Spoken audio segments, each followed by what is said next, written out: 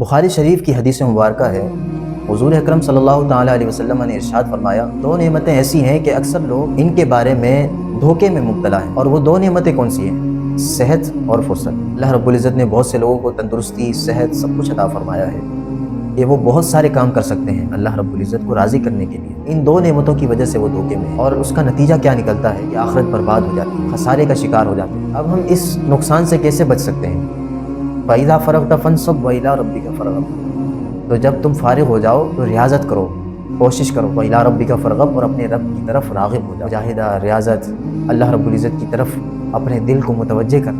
ترمذی شریف کی حدیث مبارکہ ہے، رسول کریم صلی اللہ تعالیٰ علیہ وسلم نے ارشاد فرمایا، انسان کے اسلام کی خوبیوں میں سے ایک خوبی یہ بھی ہے کہ وہ بے مقصد بے فائدہ چیزوں کو چھوڑ دیتا ہے۔ امام غزالی فرماتے ہیں کہ اگر کوئی شخص بے فائدہ بے مقصد چیزوں میں مبتلا ہو جائے تو یہ اس بات کی نشانی ہے کہ اللہ رب العزت اس سے ناراض ہو۔ اگر کسی شخص کی عمر 40 برس ہو گئی ہے اور اب بھی اس کی نیکیاں برائیوں پر غالب نہیں آ پائی ہیں تو چاہیے کہ دوزخ کی تیاری شروع کر دے، اس لیے کہ 40 برس اس نے گزار دیے، اتنا وقت گزار دیا، اس کی نیکیاں برائیوں پر اب بھی غالب نہیں ہو پائی۔ اللہ رب العزت سے دعا ہے صحت اور تندرستی اور فرصت کے یہ جو حسین لمحات ہیں ان کو خوبصورت اعمال کے ذریعے مزین کرنے کی توفیق عطا فرمائے۔